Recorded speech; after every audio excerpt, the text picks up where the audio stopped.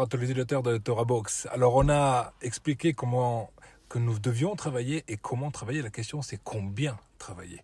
Alors étant donné que nos sages nous expliquent que le travail c'est l'école du bitachon, eh ben il faut comprendre qu'en fait que plus la personne aura de bitachon et moins il aura besoin de travailler, voire même n'aura pas le droit de travailler.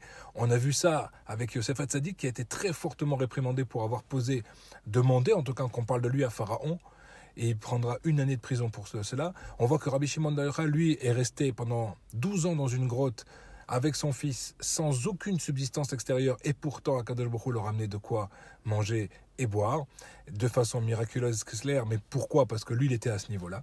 Nous, par contre, nous n'avons pas ce niveau. Par contre, nous devons comprendre que je travaille 10 heures ou que je travaille 8 heures, Akadosh Baruch Hu peut m'amener exactement la même parnassa.